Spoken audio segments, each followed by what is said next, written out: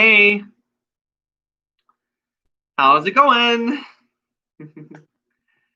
I I just got home from the gym, al gimnasio,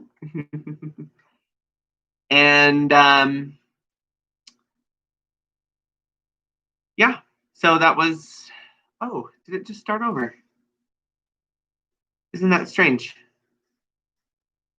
Anyways, I just got home from the gym, and it is November 4th, 2020, 9:21 p.m. My name is Jarrett Earl Casey. You can just call me Jarrett or Jarrett Casey, whatever you want. And I just had a pretty great Tuesday, I think. I feel good. Although when I look back on it, I think of that I still made a lot of mistakes today. I had a hard time focusing at work. I kept, obviously talking to myself. I got upset at the Republican Party Awakening Committee, whatever, if that's even really a thing, for calling themselves Collab. I'm like, just because you all have investments in coal doesn't mean you're Collab, okay? Or you're all part of the Christian Coalition, which is fine. I'm good with the Christian Coalition, but and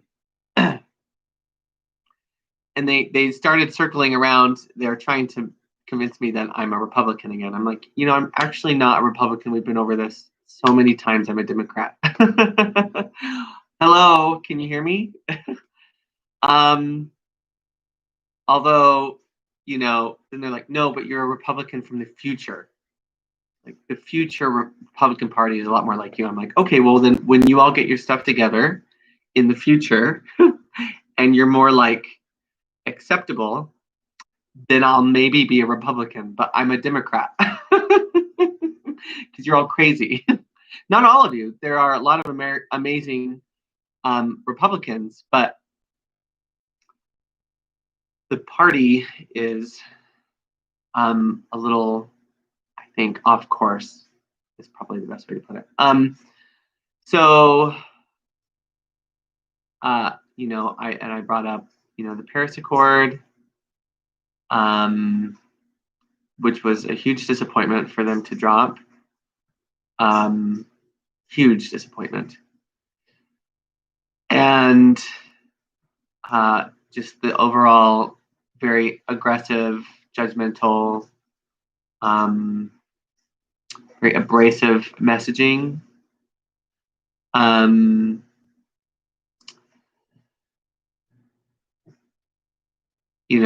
obviously still no real plan for healthcare to bring quality healthcare to every single American. So everyone has the care they need.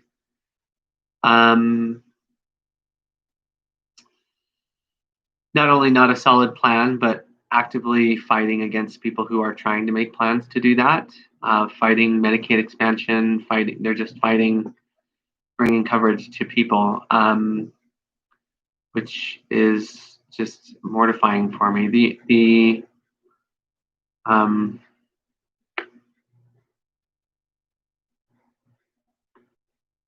So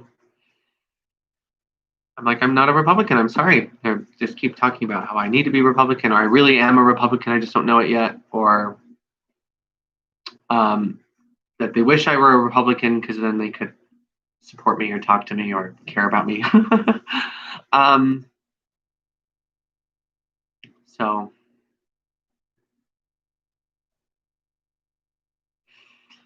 anyways, that's me being passive aggressive right there. So I apologize. Point is, I love all of you, Democrats, Republicans. You're amazing. Just sometimes the people who can really, for the most part, all be pretty amazing. And then the system that governs them or the agreement they all sort of fell into can be, it cannot sometimes doesn't meet the same standard as each of the people who are involved if they were just standing alone, or if you took them into a room and talked to them, but then you put them back in this organization or the system, and the very system itself, which has this sort of toxic way of operating and all these weird things going on, doesn't allow any of them to truly be their amazing selves. It's kind of this just really substandard agreement system they have. And so that's what I see when I see the Republican Party. I'm like, they're just amazing people, most of them. But then you get them, they all need to be united. They need to be on the same page. They agree to an agenda, but it's like somewhere in that process of governance of the party, it's just all lost. And all these people aren't allowed to be the amazing people they are. They're like slaves to this party that's just so off course.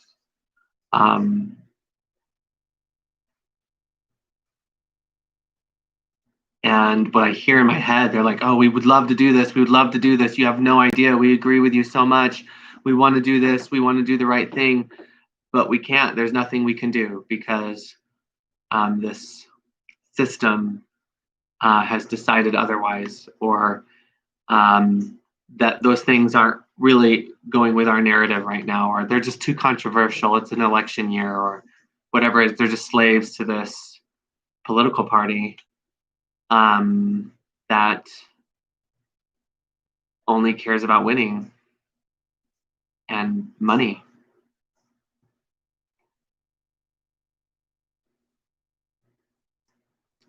And all these amazing people that really do believe in a lot of the principles of conservatism or the Republican Party traditionally stands for are just prisoners. And it makes me really sad. So not that the Democratic Party is perfect either. So especially with abortion, because I'm team zero abortions, but I feel like they'll eventually come around to an understanding of that, and they'll start to really find ways to educate people on what it means to follow through with a pregnancy, and what it means to just prevent unwanted pregnancies in the first place. So, blah blah blah. Oh my gosh, the election. I wonder how it went. Oh my gosh, sorry. I know that Vice President Biden was ahead earlier today. Sorry, I had to grab my phone. Oh, my mom, I forgot to call her. So let's take a look and see where this is at.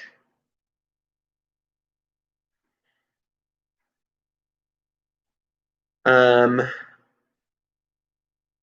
that's the Senate. Oh, well, we'll take a look at that too. So 48-48 Senate with 4 seats remaining. So that's kind of there we go. So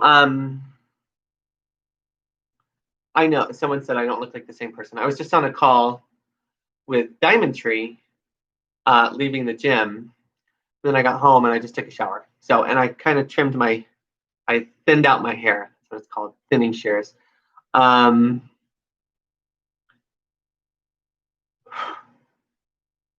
So here we go. Election 2020. Pikachu.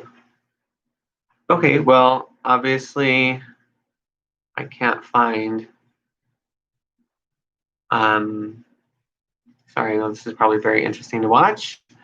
253 Biden, 214 Trump. Okay, so it looks like Biden will probably take the presidency. So that's, I think, really cool. And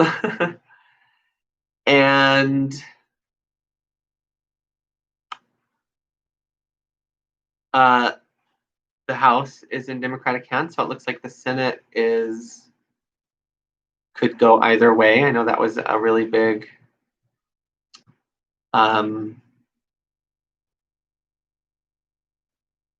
whatever I'm saying. So blah blah blah. We'll keep an eye on it. But either way, I think I'm just excited. I think no matter who won, a lot of people were just waiting for this election to be over with to start being able to move on from 2020, because it's just been such a terrible, not a terrible year, but it's sure seemed like one. To start coming together and start piecing all of this together, and sort of just allowing normalcy to start flowing again, allowing just the freedom of being American to start being more accessible to everyone, because I feel like we've all kind of felt like prisoners this year, whether it's to isolation or politics, to sickness and disease, to economic downturn, or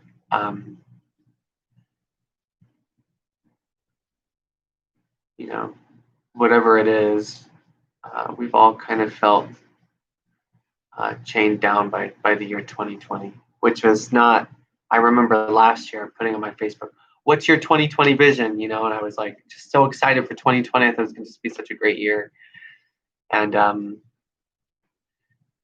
man, has it been tough. But it has been great in some ways. I know that through that difficulty for me, I've been able to still come up with 6 months of clean time without going to rehab. So that's the first time I've ever done that. Anytime before, I always went to rehab, and then I do fairly well, but I didn't go to rehab this time, and I've been doing really great. And so that's a lot of personal growth for me. I've improved my diet, my physical exercise. I've learned how to be alone, even though I know that it's probably the least ideal way for me to exist. For me to be at my highest and best, I need to be around people, and I need to have people to talk to and love and support me, and that I can love and support, and that I can share with and learn with and teach a little bit. If I can do that, that's when I really flourish. And I think that's the way, a lot of people flourish, but I've made it through. I've learned how to do it without relapsing or trying to run away. I just keep going. And I'm very proud of that. And so it hasn't been as terrible a year personally as sometimes I feel like it's been. It's been one of my most difficult years, especially with all the messaging that isn't really true to who we are, that I've both been receiving, and in response, in my confusion and my upset and my anger, and my frustration, sometimes that I also throw back out there with my thoughts. And so that's also not true to who we are, or true to who I am. And so it's been difficult, but I've just kept going. Although I think I talk so much in my head that it bugs a lot of people. Or at least that's what I'm hearing. I don't know, maybe these people are on different planets or different dimensions, or maybe they're on the other side, or maybe some of them are here, maybe all of the above. But I do know that I need to keep practicing being a little more silent with my mind, a little more quiet with my mind, never silent. And still, yeah. So yeah, that's kind of how my day went. I went swimming this morning. I swam laps. I swam like 5 laps. But it was a good baseline just to see what I could do and how much I need to improve. Then I worked, and then I went back to the gym, and I did an arm workout, and did my call with Diamond Tree, and then I came back here and took my shower, trimmed my hair, and now I'm here doing this with you. So I hope to be in bed in the next 20 minutes, and we will wake up and do it all again tomorrow. So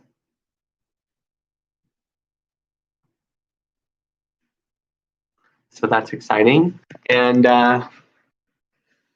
let's go ahead and read from the course. Oh my gosh, my legs, they're just sore. I would tell you more about what we were thinking about today, but I've hit the point where all I do is talk in my mind, that we go through so much subject matter, and I'm so responding to wherever I'm at in the moment. And then I can be really upset, and then 3 minutes later the conversation's moved to something more exciting, or I've heard something that brings me joy, and I just leave that upset 3 minutes ago, and I'm in a totally different place. And so when you do that enough, sometimes it's hard to remember. Some people, they get upset and that stays with them all day, and then they would sit down and do this, and they could just tell you all about what made them upset. And I'm like, I know I was upset today for a minute, and I have no idea why. And then something brought me out of it because I thought it was funny, and I have no idea what that was. And then we talked about some other stuff, but I don't really know what that was. But I do remember thinking some of it was pretty important. And the last thing I was talking about was that Republican Party thing. So that's why I remember. And now I'm here. So I know we talked about a lot of stuff today, but I pretty much don't remember any of it. And that's how my mind is right now, because there's just so much going on, and there's so much responding to the moment, and just letting the moment just before that just kind of be where it was. So I think that's a skill set. It really helps me move on from things, certain things in the moment.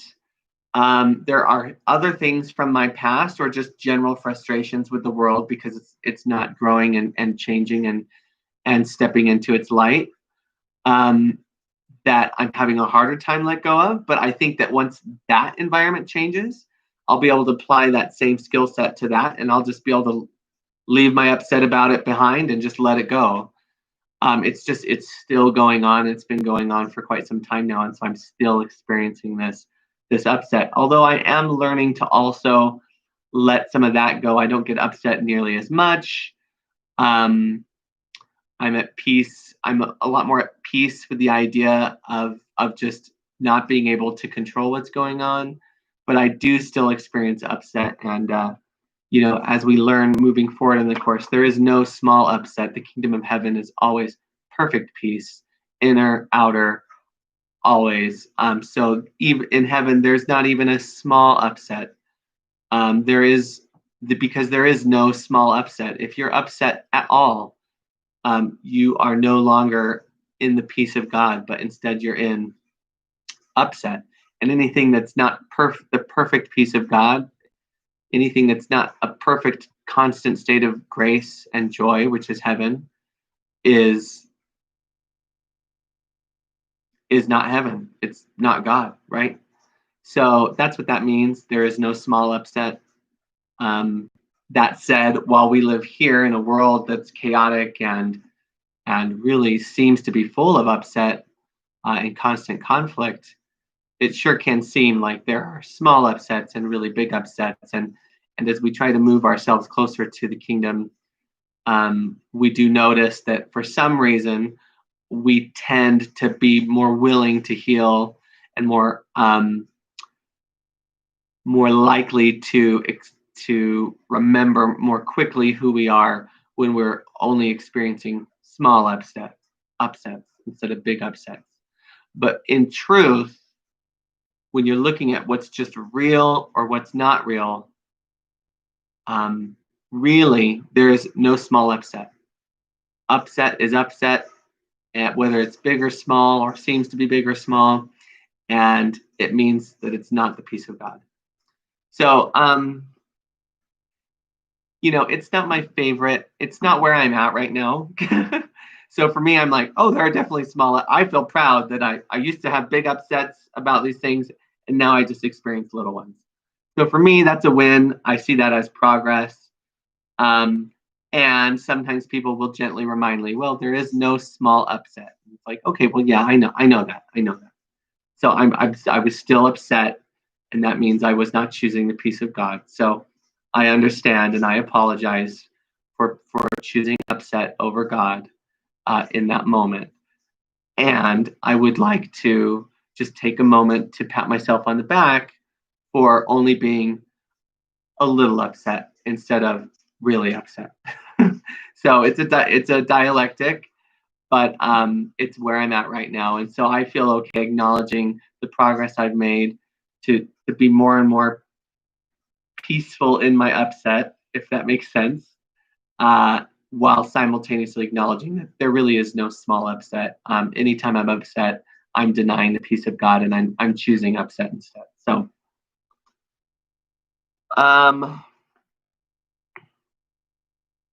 Okay, so so today we were talking about bodies a lot. I've lost 15 pounds, and I feel really good about that. And I'm noticing some changes in my body, and every once in a while I feel it changing as I'm kind of sitting there or whatever. And it's interesting whenever I think about my body, or I'm evaluating my body, or I'm even at the gym looking at other bodies going, oh wow, I would like to look more like that. Or I'm watching them work out. I'm like, oh, so that's what I should do to look more like that. Okay. I'm like, all right, I can do that. you know? Um, but I've noticed when that happens, there are some people in my mind that get really uncomfortable. And so I've always known this, and I've even shared in this, but there seems to be a lot of discomfort surrounding human bodies, even though we're humans and we have bodies, and a lot of us are very attached to our bodies. We have to have our body, right? But even given all that, when you start to talk about them, or kind of evaluate your own, or evaluate other people's bodies to try and see what's attractive to you, or what you'd like to look more like, and you're trying to kind of see, well, what do they do, and could I do that, and do you think I could look more like that? That a lot of people, for some reason, get really weirded out. They're like, that's not okay, um, that's not Christ-like, or that's narcissistic, or you're being really, it's, you either have to have a spiritual path and you're all about spirituality. So, and if you choose that, that's great. That's what you should choose. But if you like go to work out too much, or you're admiring people's bodies, or you're kind of hoping that that your body can grow and change into something that you feel more comfortable in, and that you think might be more attractive, and that you could be more confident in, that you are denying your spiritual path, and you're choosing this lower corporal, body centric path instead. And it's like, okay, well, that's like very black and white. And I think that we can have beautiful, amazing spiritual paths and still have and still take time to nurture our bodies, and figure out what we want for our body, and just learn to reconnect with our body, and experience it as it's intended to be experienced, and that's not bad, and you're not denying your spirituality or your spiritual path by opening yourself up to doing that and becoming more comfortable in your body, which is something I need to do. So my whole life I've been uncomfortable in my body, with a few exceptions, and the same with yeah, just my body. So that's something I'm trying to also do, which is very difficult for me, because I'm just not confident in my body. I'm going to see the psychic once, and this was the most recent time she goes. you just don't like even being in your body, do you? She's like, you try to leave your body as much as you can.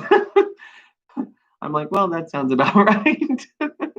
I like to go visit people, but um, she's like, you just don't even want to be in your body. You just leave your body, at any chance. And it's like, well, you're right. I don't feel comfortable in my body. I don't know how to experience it and enjoy it. And I don't, I don't,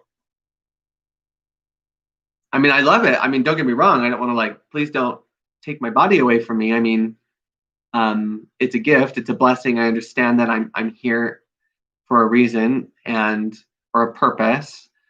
And I know, I think part of that is also to just learn to love my body and to be comfortable in it and to accept myself. Um, it's just very new for me. It's very new for me. So, anyways, blah blah blah blah blah, yada yada. um, oh, my tone of voice has changed from the call too. I know. I don't have a lot of voices, but I have a lot of energies. And sometimes my more masculine energy comes through, sometimes my more feminine energy comes through. And of course, I think I'm connected to many lives. So sometimes those come through, and then there's all these different levels or frequencies or vibrations that I'm sometimes existing into. So as I start to tune down my night, and I just took a shower and I'm feeling a little bit more thoughtful and ponderous and calm because I just got really upset in the kitchen about the Republican thing. And there's nothing wrong with Republicans. I love them so much. And I'm very much would like a bright and fruitful and thriving future for both political parties. But I did just experience a bunch of upset. So now I'm feeling more calm. And so sometimes my voice reflects that. And I'm sure if you've been watching this show, which hello again, I think at least you have, you've noticed that my voice can kind of seem different from day to day, but it's always the same voice. And and that's just my voice, right? Although I do like to think that sometimes God speaks through my voice, and I would like to dedicate my voice to Him, that He might always speak through me. I don't think I'm in a place yet where I can confidently say that that my voice is really truly His yet. I'm still very much struggling, and I have fear and upset and anger quite frequently, and so but I do think He comes through me sometimes. And have you ever done that? I remember watching this when I was doing that 40-day transformation video with Lisa Natoli. She was speaking. She did videos every day too. She was speaking, and it was Lisa, and it was like a beautiful, perfect Lisa, who I think is in total alignment. And then she just kept speaking, and all of a sudden I knew that Jesus was speaking to me. I'm like, oh my God, she's Jesus. Jesus is right there speaking to me through her right now. And that's not the only time that's happened to me. There have been many times when someone's been speaking, and then all of a sudden it's them, and then it's Him. And I'm like, oh my God, He's right there. He's literally speaking to us right now through this person. He is right there speaking to us. And it's them, right? And it's like, oh, it's such a joyous moment to see that person just so truly being themselves that He can just fully, wholly, and completely step in and also be speaking right through them. It's like He's speaking to you. Um, and I just love that. It's so amazing. And I'm like, I want that, right? I want to be that. Can I, you know? Um, so anyways, it's been 30 minutes. I haven't even talked about anything. I mean, I have, but okay. Oh, it's a long section. I hate the long sections. That's okay. We'll go through it fast. So this is chapter 7, the gifts of the kingdom, section 10, the confusion of pain and joy. The kingdom is the result of premises, just as this world is. You may have carried the ego's reasoning to its logical conclusion, which is total confusion about everything. If you really saw this result, you could not want it.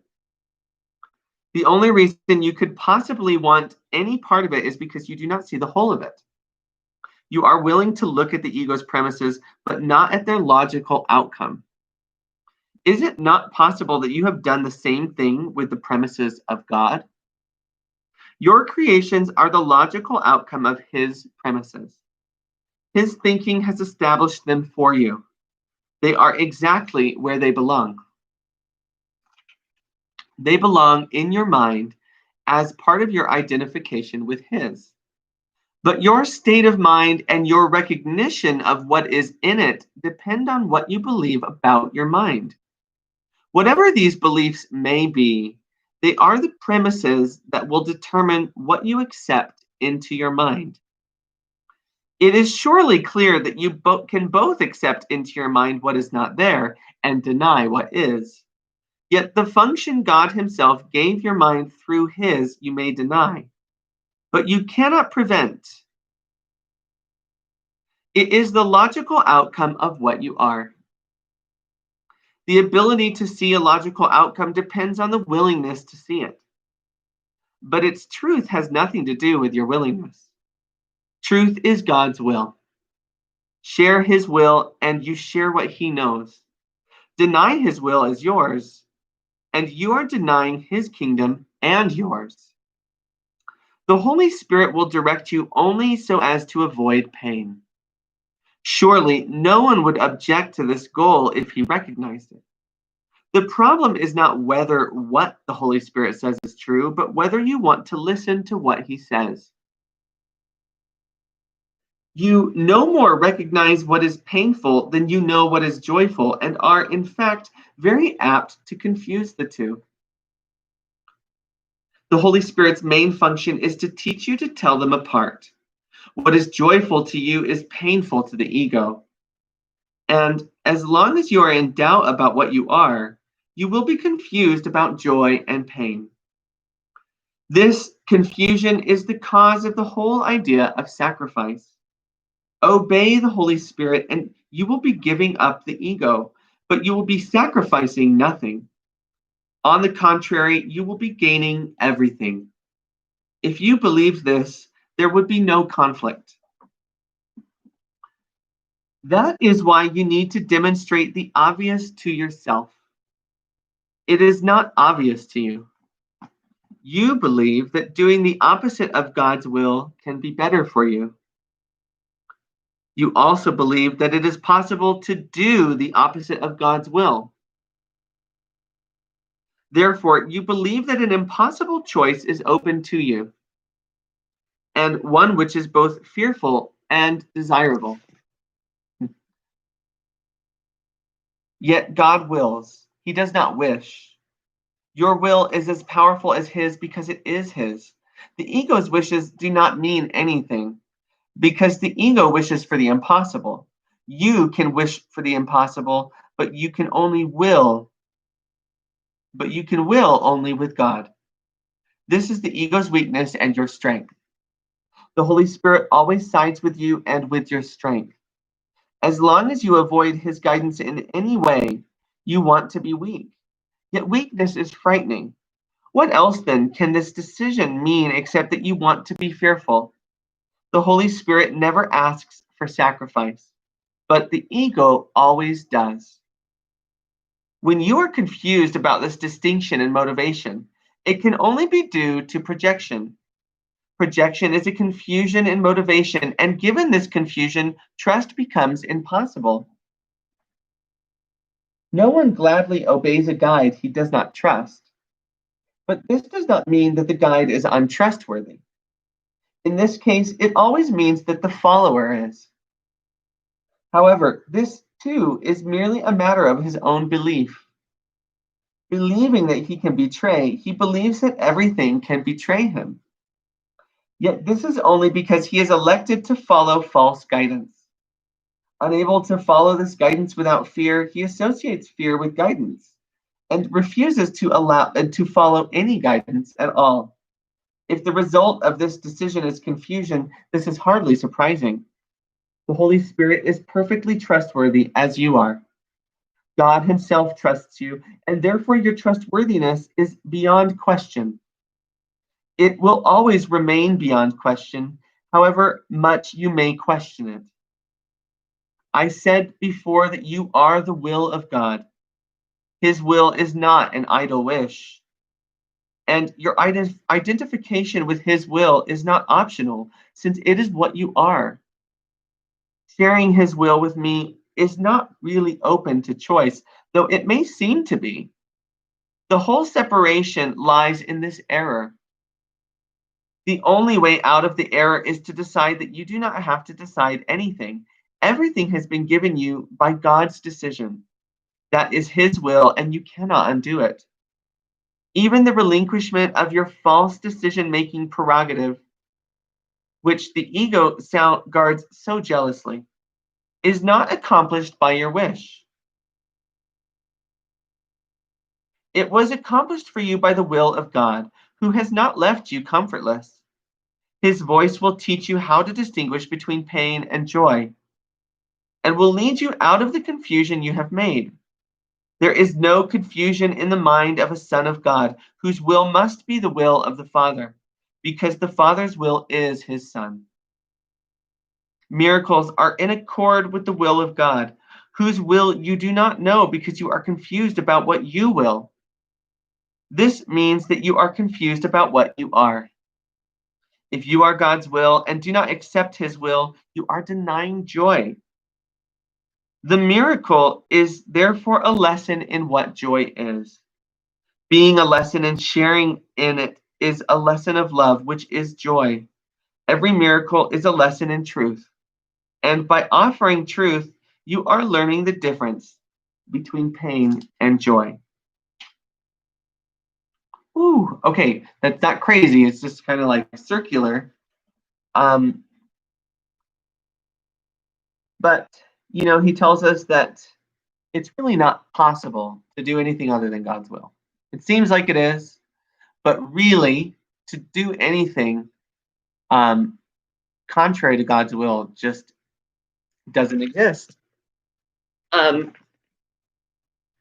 So we should stop trying to go to do things that aren't God's will. And what's strange? Oh my goodness. My face really does look really different. It's weird.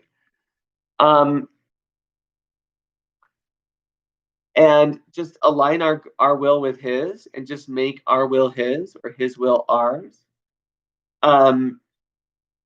And just do that, right?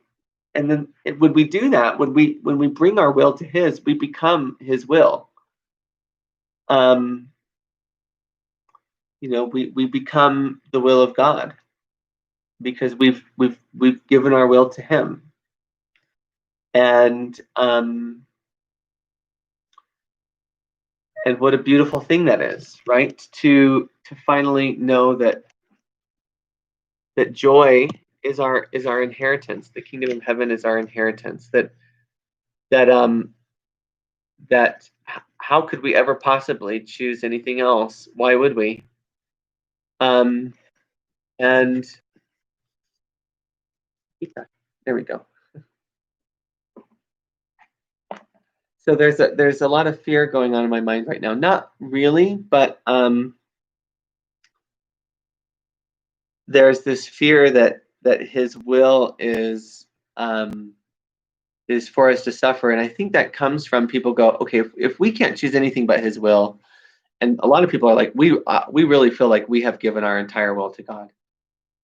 And yet we look around this world and there's still so much suffering. We're suffering. Is that really what God wills? How could that be? How can he be pure and perfect love and want only joy for us? And we've given our entire lives to him, and we still experience these things, or we witness them, or we know they're going on. And then he says here that pain and joy are often confused, that joy is scary or fearful to the ego. So, I mean, is that like switch swatched? I mean, are we having the wool pulled over our eyes here? And it's like, no, it's really not. This isn't real. And what I think what he's saying is joy. We all know the feeling of joy, or we know what's joyous. It's very rare to actually truly understand what joy is on planet Earth. It's here. It's always been here. You are pure joy. But while you're here, we seem to be very vested in the ecosystem. But we do experience very joyous feelings and joyous energies and joyous moments and occasions that suggest joy, that don't just reference joy, that are sourced from joy.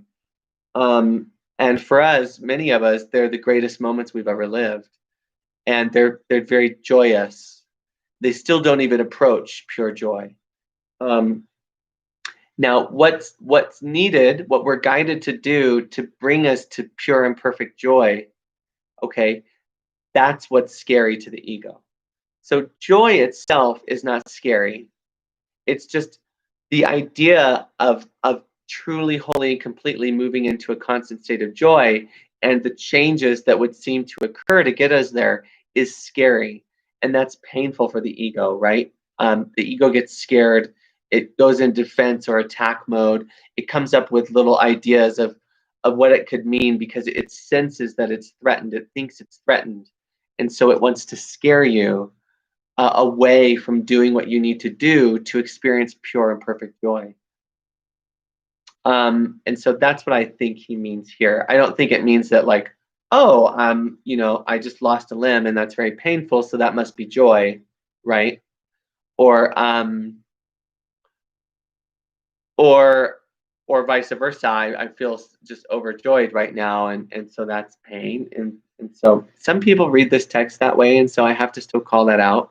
It's just not what it's saying. So anyways, as I was reading this, some fears kept coming up surrounding that. Is that what this means? Is this world really all the things that happen here? Is that really God's will? And so that's not it. God will never will for any one of his children, young, old, black, white, gay, straight, Muslim, Christian, Jewish, atheist, tall, short, ugly, beautiful, and you're all beautiful. He will never will for any of his children to experience pain and suffering. So if that's out there, that's, first of all, that's not his will. And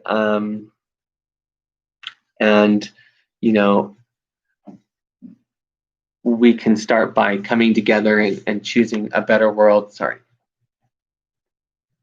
to bring those people out of that, or bring ourselves out of that, because that's just not what he wills for us. So pain or suffering is what I mean. So blah blah blah. That's that. But miracles are in accord with the will of God. So don't deny miracles. Embrace them. Know that they're of God. They're in accordance with his will. And that's a beautiful thing. And they ripple and wave into oceans and oceans and oceans of space and time. Every single miracle. So we should be here believing in miracles, shifting into love, seeing as Christ does, to facilitate more and more miracles and just watch our whole universe be transformed right before our very eyes. So thank you. You have a wonderful night. I love you. I'm going to bed. And I'll talk to you later. Okay. Bye.